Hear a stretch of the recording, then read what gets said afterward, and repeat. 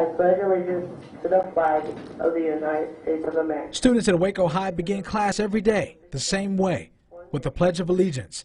But what they're learning about as the days go by changes and clear in plain sight. As we've already discussed, this is new to you. This has never happened in history in your lifetime.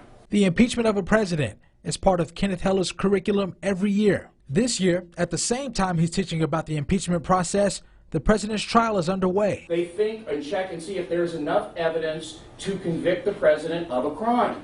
Students are taking an interest in how the politics are playing out. It's interesting because it's never happened, and when learning history, it seems weird because you weren't alive, or it's hard to believe sometimes, but it's happening right now. For the students, it's relatively new, so it's something that they've not experienced before. But again, I think that our students are more listening and observing right now, just kind of watching the behaviors of our political parties and how the outcome is unfolding.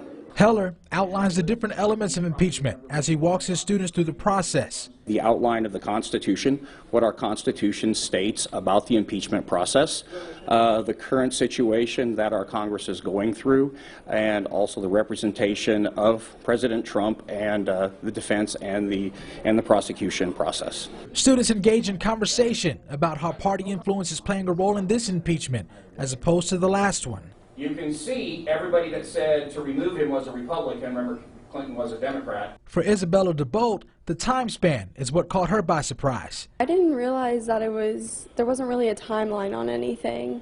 That I thought it was more structured, the impeachment, like they would have a certain time for how long it would take, and there's not. I was very surprised by that. So if it's not specifically stated in the Constitution, that gives a lot of flexibility to our Congress, doesn't it? Eris Vargas appreciates his teacher's willingness to be fair with how he teaches them about the political process and politics in general. I think it's very important that he tries to teach in the middle, show both point of views, because that's kind of how I like to see things.